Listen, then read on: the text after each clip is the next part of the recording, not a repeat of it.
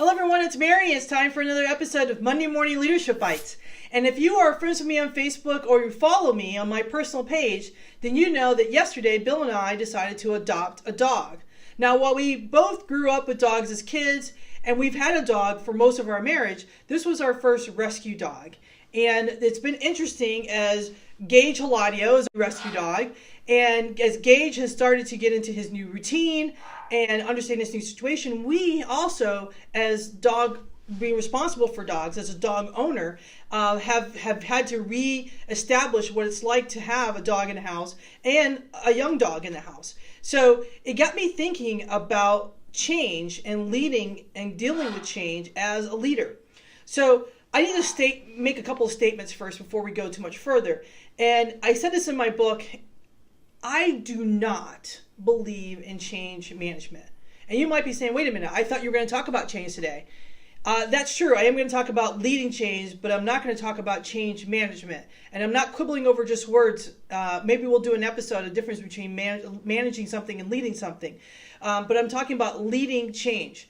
As a matter of fact, I have not been to a change management course that I've actually enjoyed. Now, I can get something out of every course, but most change management courses are repackaged communication courses. I've been in some excellent leadership, change leadership courses that have been awesome. And research backs me up on this. Harvard Business Review does a lot of studies and a lot of work around change.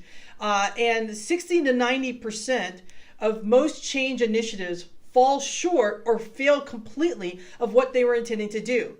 So that lets you understand that change management doesn't work. Change leadership does. Change is organic, people. It is not static. You cannot place a formula on it. As a matter of fact, if you were to Google change management, you would get a definition something like this. Change management is roughly defined as a structured approach to shifting and transitioning individuals, teams, or organizations from a current state to a desired future state. Let me let that sink in for a second.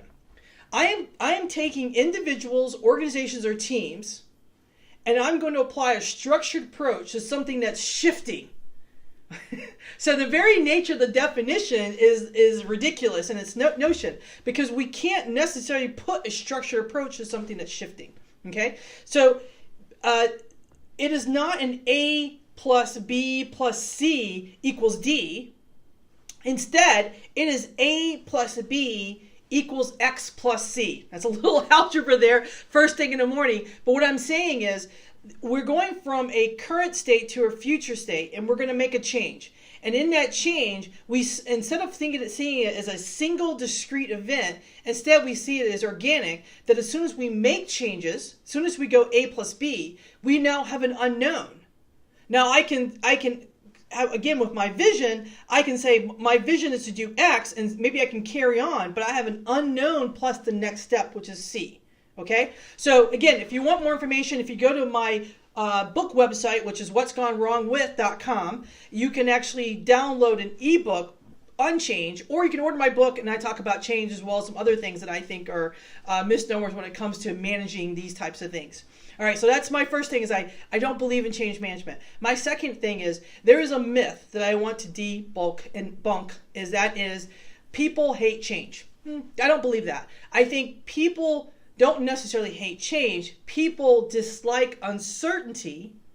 They don't like the possibility of failure, and they don't like the transitioning from going from A to B.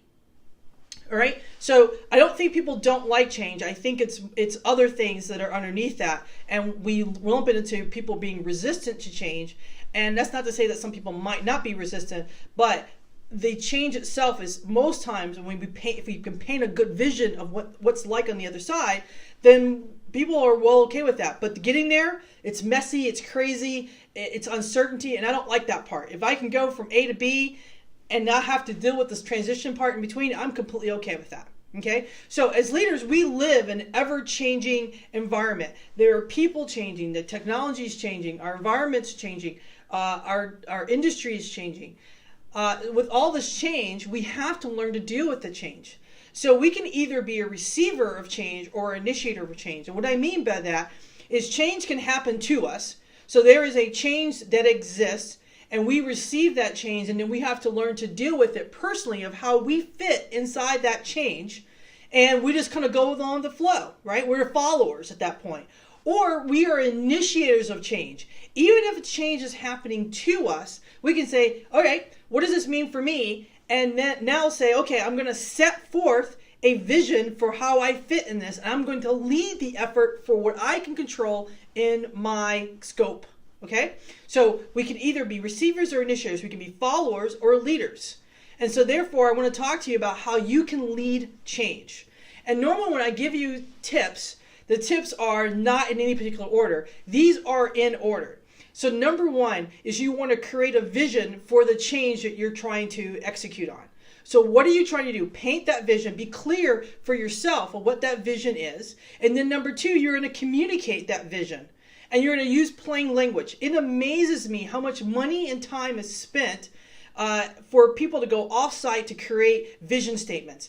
And vision statements really should be that, a statement. But they come back with paragraphs of information and flowery language, and they desynthesize it, and they want to make it big for everybody, so it's going to be all-inclusive. And what they end up doing is they water it down to the point where it doesn't mean anything. And while it sounds really pretty and rainbows and puppy dogs, I don't know what I get out of it. It should be a very simple statement or a series of words or a mantra that says, here is the vision and what we're trying to get to. And then number three, I'm going to create a sense of urgency around that vision. And when I create that sense of urgency, I am going to, it's a sink or swim moment. It is a burn the boats moment. And what I mean by burning the boats, Explorer Cortez in the Spanish War, as well as Alexander the Great, were known to, when they arrived onto the scene of the war theater, that oftentimes they would burn the boat, so there was no retreat. So either the troops had to go forward and they would perish, or they would succeed.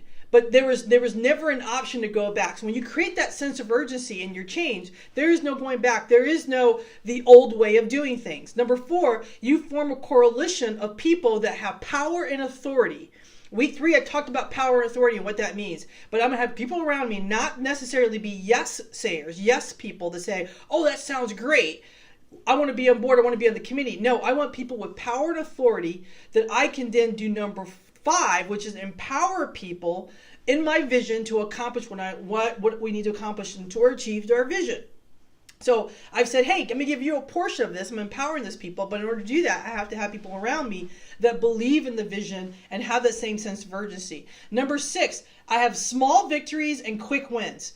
In that vision, you should have enough space that it's not so wide and so long-term and so future, but it could be short.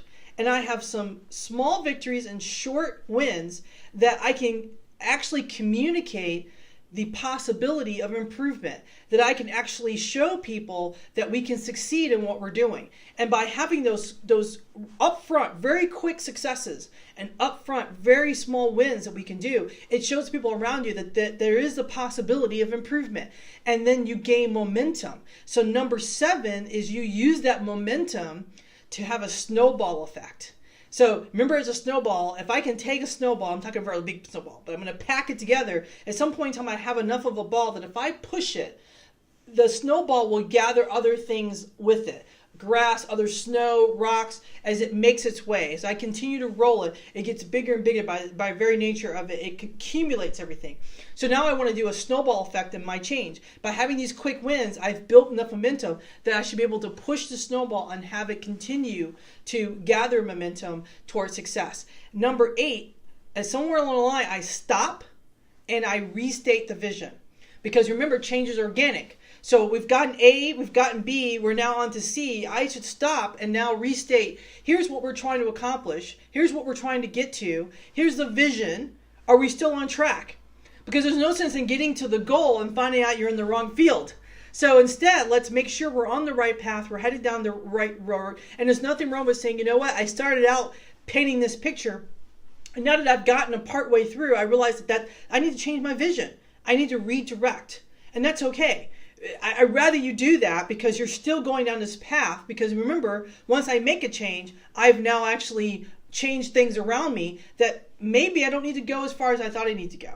All right, and then the very last thing is I need to institutionalize the change. Once I've made the change, I've restated it, everyone's on board, it now becomes the way of life for us in this change role, in this new environment, this new world, in this new vision, okay?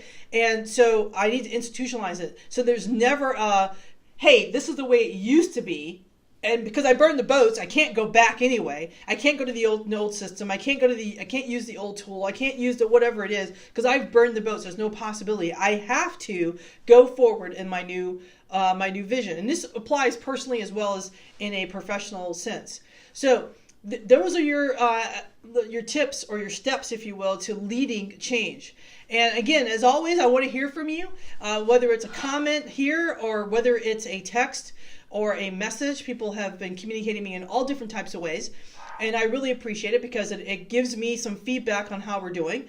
It allows me to adjust what I'm trying to accomplish and what I need to talk about. So once again, like the video, share the video, give me a comment, find me on Facebook as well as on the YouTube channel. And thank you for watching Monday Morning Leadership Bites.